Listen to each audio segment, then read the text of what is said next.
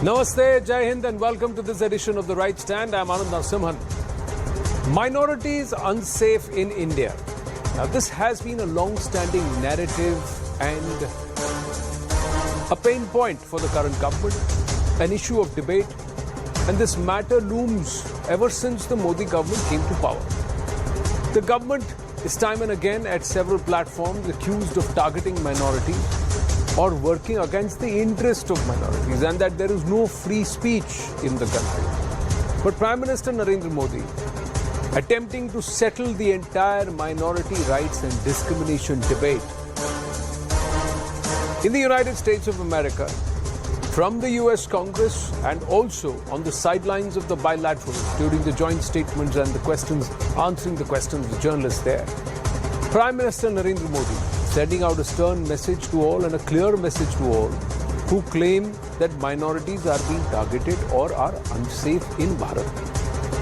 When questioned at the joint press conference with President Joe Biden, Prime Minister Narendra Modi not just rejecting reports of attacks on religious minorities and free speech, Prime Minister asserting that democracy is in India's DNA and it flows through the veins of Bharat, and that there is no question of discrimination on the grounds of caste or religion if India is deemed as the world's largest democracy.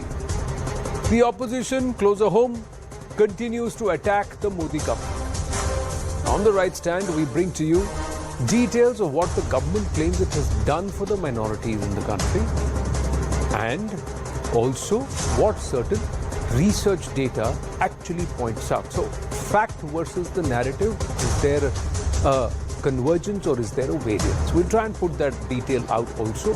More importantly, after that question at the joint statement, and to which the Prime Minister answered, he further embellished certain aspects in his address at the US Congress. Let's start with what the Prime Minister responded to at the White House. लोकतंत्र को हम जीते हैं और हमारे पूर्वजों ने उसको शब्दों में ढाला है संविधान के रूप में, और हमारी सरकार लोकतंत्र के मूलभूत मूल्यों को आधार लेकर के बने हुए संविधान के आधार पर चलती है। मुझे आश्चर्य हो रहा है कि आप कह रहे हैं कि लोग कहते हैं नहीं, भारत डेमोक्रेसी है। और जैसा राष्ट्रपति बाइडेन ने कहा, भारत और अमेरिका दोनों के डीएनए में लोकतंत्र है। लोकतंत्र हमारा स्पिरिट है, लोकतंत्र हमारी रगों में है, लोकतंत्र को हम जीते हैं। कास्ट, क्रीड, रिलीजन, जेंडर, किसी भी भेदभाव को वहां जगह नहीं होती है। और जब हम लोकतंत्र की बात करते हैं, तब अगर ह्यूमन वैल्यूज नहीं है, ह्यूमैनिटी नहीं है, ह्यूमन राइट्स नहीं है, फिर तो वो डेमोक्रेसी है ही नहीं। और इसलिए जब आप डेमोक्रेसी कहते हैं, जब डेमोक्रेसी को स्वीकार करते हैं और जब हम डेमोक्रेसी को लेकर के जीते हैं, तब डिस्क्रिमिनेशन का कोई सवाल ही नहीं उठता है। No question of discrimination, not just on the basis of caste, community, gender or age, but also even in terms of geographical placement or across the country. That's what Prime Minister Narendra Modi said, and he said that the government schemes and the government's measures or benefits are based on the principle of access to all those who are eligible for those benefits, and no differentiation or discrimination. Now, as per the census 2011, the percentage of minorities in Bharat is about 19.3% of the total population of the country. It should have only gone up, not down. Let's say nearly about 20% or 1/5 of Bharat's 1.4 billion population is minorities. That includes Muslims, Parsis, Sikhs, Christians, Buddhists, Jains, and all the other religions, the non-Hindu grouping. Now, we bring to you the facts placed by the Narendra Modi government as per the data given by the then Minorities Affairs Minister, Shri Mukhtar Abbas Naqvi, in the Lok Sabha on the 24th of March 2022. This is what he said. Out of 2.31 crore houses built under the Pradhan Mantri Awas Yojana, 31% were allocated in 25 minority-dominated areas. 33% beneficiaries of the Pradhan Mantri Kisan Samman Nidhi were minorities. Out of 9 crore beneficiaries of the Pradhan Mantri Ujjwala Yojana, 37% were from minority groups. 36% of the beneficiaries of the Pradhan Mantri Mudra Yojana were from minority communities. So this is what the government data as revealed by the Minorities Affairs Minister itself says. Yes, the data is about a year ago, but yes, this is the data that was presented by Mukhtar Abbas Naqvi back on the 24th of March 2022. We can only safely assume that these numbers will remain steady or would have gone up over the last 12 to 15 months. Meanwhile, a recent study also busts the claims made by several opposition leaders who have alleged, not just on national platforms but international platforms, that the Modi government is minority. However, a research by an American think tank, Pew Research Center, based in Washington, D.C., has a different opinion on the situation of Muslims in India specifically, because minorities is oftentimes associated with Muslims. They say Muslims and other minorities, or minorities equated to Muslims. Although many believe it to be a misnomer and Muslims should be considered the second largest majority in Bharat. But let's look at what the report says, especially with the treatment of Muslims. Total 29,999 households were surveyed in 17 different languages. The response rate of 84% in urban areas and 86% in rural areas. 98% Muslims and Christians, they said they are free to practice their religion. The remaining 2% said they were not too free. 2% of the total base, sample base, said not too free. That's what they said. To practice their religion. 90% of the Indians believed important to respect all religions. 72% of Muslims believe there is not a lot of discrimination. 77% Christians believe there is not a lot of discrimination. 75% Hindus believe there is not a lot of discrimination. The numbers very clearly show that this entire narrative is not based on facts. Prime Minister Narendra Modi putting the facts, underlining the importance of the Samvidhan or the Constitution, and also saying if you consider as a democracy, then don't think or don't claim that we are trampling upon the rights of any citizen of Bharat. That's the message. We are not seen to be a democracy, we are a democracy. That's what he emphatically said. Let's go across to author David Frawley and François Gautier, author and journalist, joining us this evening. Namaste, Jai Hind, and thank you very, very much, gentlemen. And I sincerely appreciate you joining us on very short notice. Thank you very much.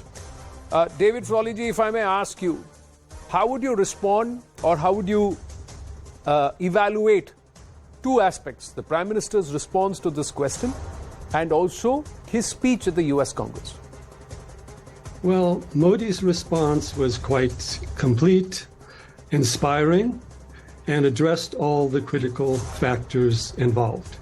India is the world's largest democracy. It is by far the most democratic country in its region of the world. It has brought democracy wherever it has gone.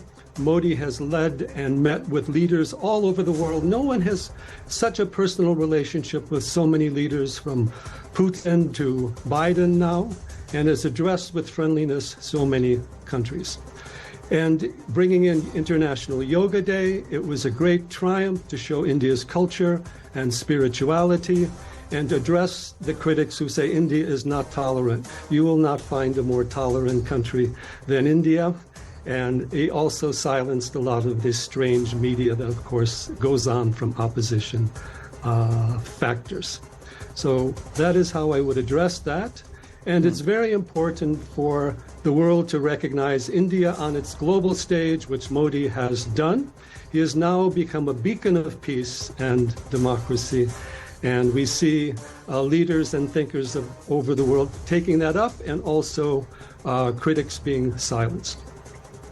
Barack Obama, Mr. Gautier, also espoused a similar thought process when he was speaking with Christian Amanpour, and it became a talking point. 70 MPs of the US Congress also wanted President Biden. There was so much of pressure on President Biden exerted by the Dems themselves. Why do you think this is happening? Are the numbers not known? Are the facts not known? Or has India not been able to quell the narrative? See, the problem is that India is a very faraway country for the Americans, and that you need to live in India to understand India. So I have lived for 50 years in India, and I've studied Indian history. So there are two facts that Mr. Obama should know about. One is that India is probably the only country in the world that accepted all persecuted minorities in their own countries, from the Parsis in Iran to the Jews in Israel to the Ahmadis in Muslim countries. So, but it's been a one-way traffic. My experience living in India is that there is a great freedom of religious practice. Mosques and churches are flourishing here like nowhere before. They keep growing all the time. And I have never seen that Christians or Muslims are stopped from practicing their own religion. But as I said, it's a one-way traffic, because they in turn, the Christian and Muslim, Indian Christian and Muslims go to the United States pretending that there is no freedom of religion in India. And this is a grave, grave sin in my eyes, because I have never seen a country like India which has so much tolerance for other religions. In my own country, in France, saints like Amritanandamayi, who established an ashram near Chartres in France, she faced a lot of problems because she was termed as a sectarian sect, and the ministry in France that looks after sects, and she had a lot of problems with the villagers, she had a lot of problems with the French government. So there's a great freedom, and I, as a Frenchman, born and educated Catholic, I have seen, my father came to India with a staunch. I have seen that there is so much freedom in India. So Mr. Obama spoke out of ignorance. I liked the man, actually. I thought he was a decent guy, but he spoke out of ignorance. The problem is that the Indian Christian and Indian Muslims in the United States were giving a bad image of India, a wrong image of India. So these people should be targeted because Mr. Obama spoke out of ignorance. But how is it that this section or group, one should not, is this a majority, David Frolley, in America? Or do they have they now occupied the ears, or do they have the ear of those who exert the influence? Now, let's say Yusuf comes into play. There are these freedom indexes, democratic indexes, VDEMs, and so many other researches which start getting quoted all over the place. And then you have leaders who push this. Why would they do it? Well, first of all, this is not a majority thing. Americans don't have a great understanding of India, but the Indian diaspora in America has been very successful, peaceful, popular. There is a counter-Indian culture going on, or a counterculture of India with yoga, Ayurveda, and many other factors. And America is a very divided country already. The Democrats and Republicans are at a borderline, almost what someone even called civil war. There are many groups fighting over many different things, gender rights, so many things. So in that context, India's main issue, it's the same old anti-India forces that worked during the colonial era, leftist influences, and they've been entrenched more in academia and also in media. But the common person doesn't know those so much. And it's also interesting to see that a lot of people in the government, including now the president and Biden and the vice president Kamala Harris, are greeting India in a very positive way. We saw the greeting India got on International Yoga Day in New York City. So we must not let these fringe groups think that they totally represent India. It is true, Francois has put it very well, that these things have been distorted. as you've also said, there are these various strange tests about India, and then what they do is they never play per capita. Oh, India is the rape capital of the world. It has the most rapes. Per capita, that's not true at all. It's 1.4 billion people. Sweden is like 50 times more in that range than India is. So there's a lot of trickiness going on. And these relate to a lot of the same old anti-India influences. And the world doesn't want to see India rise because it's a different civilization. It challenges cultural norms. It's very ancient. And it would change the global diplomacy. But in spite of that, Prime Minister Modi is changing the global diplomacy. And India as peace, democracy, but also ecology and insight is there. And India needs to address its critics both in the media. Jay Shankar has done very good with that. And in academia, this has to be addressed very well. And India has to challenge these distortions that are going on in journalism. And they've done so well, very well in India itself over the last few years, but we need to extend that to the global media as well. To the world at large. David Frawley, Francois Gauthier, and it's such a photo frame moment for me. I'm going to request my team to just take a snapshot of this for posterity because I have Mr. Walter Anderson also joining us. All the gentlemen have joined us. Can I add something just Yes, for please. 2 seconds? Yes, Mr. Gauthier. Go ahead, please. There's a lot of hypocrisy in the West because you see, for instance, Mr. Obama, we're talking about Mr. Obama. When he became president, he swore on the Bible. I don't know if he's a Christian or not. It doesn't really matter. Now, if an Indian prime minister would swear on the Bhagavad Gita, after all, India is a Hindu majority country. And there are 75 to 80% Hindus still in India.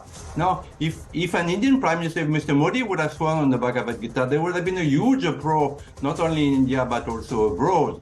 So, there is a sense of superiority, whether it's conscious or unconscious. People like Mr. Obama, the Indologists in my country, in France, they feel that their civilization, my civilization, the Judeo-Christian civilization is superior to the Indian civilization. So they always look at India with a negative prism. They always look at India as a country of lesser people. So this is the problem also. The second problem is that there's a sense of superiority in the West and also great hypocrisy, because Mr. Obama himself swore on the Bible. America is a Christian country, France is a Catholic country, and nobody is ashamed of that. But they are putting labels on India which are absolutely untrue and unjust. True, and the interpretation of Hindutva itself is lopsided, and then being a Hindu is also being termed as bad, or if you're a Hindutvavadi, that philosophy misunderstood and then being blamed.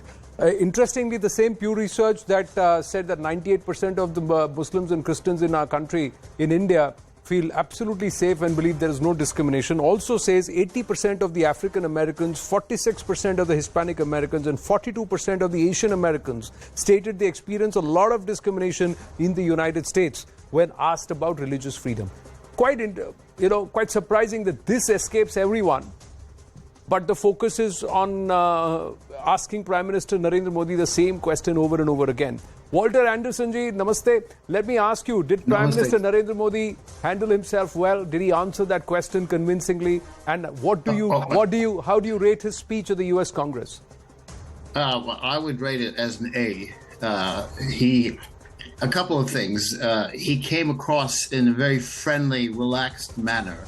I mean, he's obviously a very good speaker, and he reads his audience well. And the people who helped him write the speech knew the audience that they were addressing. So that went very well. I think the Indians will come off of this meeting, these sets of meetings, very pleased as of now. And I think one of the major things that they wanted was to have a reflection from the U.S. that India sits at the high table of international politics. And I think Biden went out of his way to indicate that he was prepared to work with India to achieve that goal. And we'll soon find some very interesting agreements that have come up, some which have already been hinted at, a few signed, like there's a space agreement. There'll be an Indian astronaut sent to the International Space Station. There is an agreement on the visa sector, the H-1B visa issue. so that it becomes easier to get, and the country that has the overwhelming majority of those visas are India. And then in terms of what you were just talking about, the negative reflection, both the Prime Minister and Biden handled that well. They started out by saying the beginning words of our two constitutions are "we the people," and what that reflects, "we the people," that means a democracy, and the best antidote to the types of things that some of India's negative commentators are talking about is the fact that it has a democracy. And I tell people, look what happened, not too long ago in one of the major states in South India, the BJP lost. Yeah. And you had another chief minister come to power. There was no effort that I could see of trying to sort of prevent the BJP from winning, the Congress from winning, but it did. I think that was handled well, and it only came up really at the question period then. And you saw the reaction when Modi addressed the two houses of the Congress. Yes, it was a great speech. It had humor, and it had issues that were important to India, which actually reflected India's goal of being a power on the international stage, was reflected in that talk, and its culture.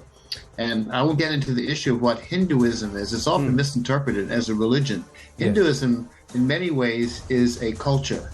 So you can be, as the head of the RSS said not too long ago, you can be a Muslim and a Hindu. What he meant by that is, you can be culturally Indian or culturally Hindu, and that's reflected in a number of sort of issues like respect for the courts of our country also, Mr. Anderson, actually define Hindutva or Hinduism as a way of life.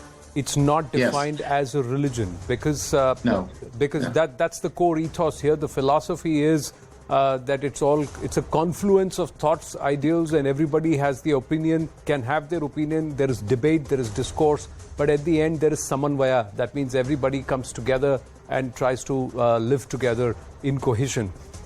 Quickly, gentlemen, one question to all of you. Prime Minister also said the beauty of our country is we have 2,500 political parties active in our country and 20 parties who are in power across various federal states. So these are some numbers, some facts which are an eye-opener.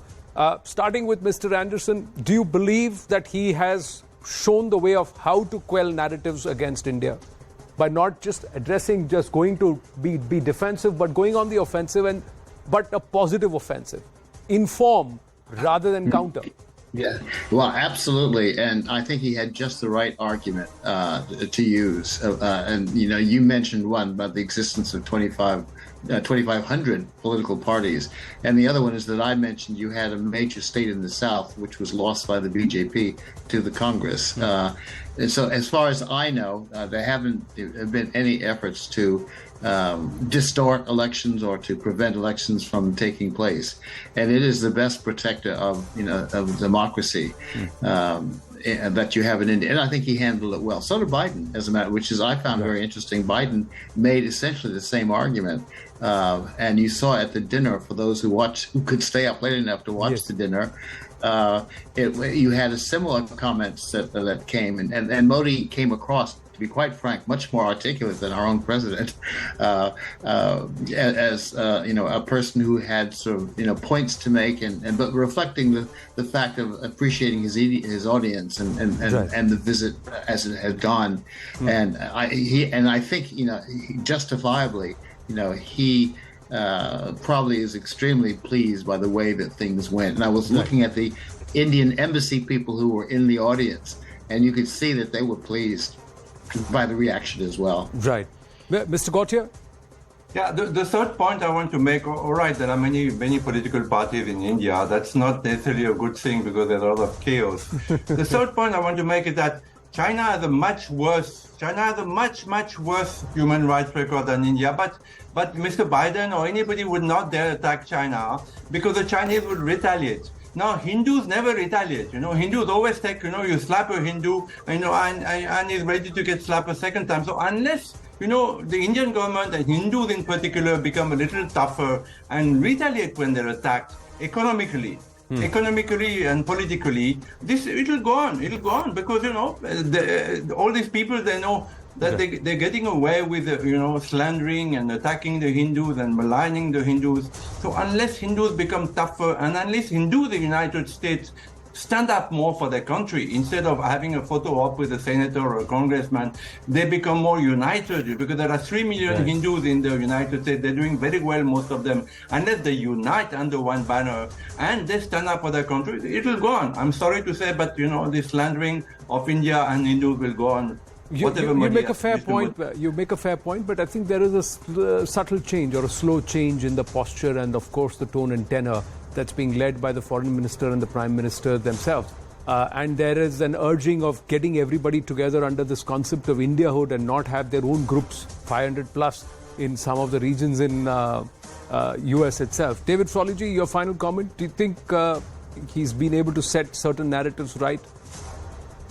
Yes, I'd also like to bring in some other points. Yes, sir. India has more elections than any other country in the world, with all the state, local, community, and going on. So it's the most democratic country in action.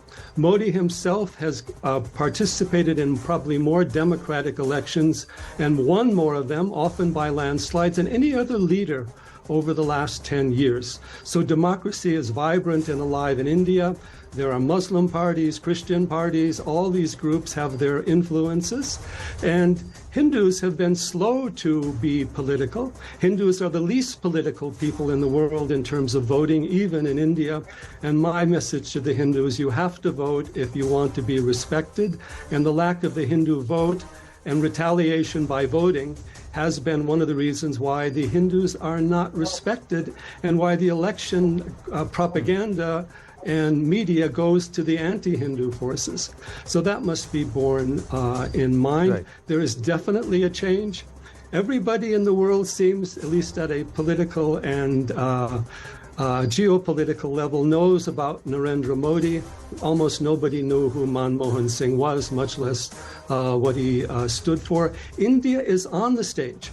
And when you get on the stage, you are going to be criticized, because when you're on the stage, somebody else who wants to be on the stage is not going to be there, or they're going to have to be there with you. Right. So there will be criticism for India coming up, but the fact is India is there in New York, it's there in Washington, D.C., the Indians are there, and look at the beautiful temples. Now you have these wonderful Swaminarayan temples in the United States. You have a Hindu presence. You have a Hindu prime minister in UK. So it is changing, but much more needs to be done. Francois is quite right. And specific challenging of distortions must go on, not just simply general factors involved. I do see this as happening. And again, this is a wonderful, transformative event. Let's first honor and respect it, and then move forward with renewed strength.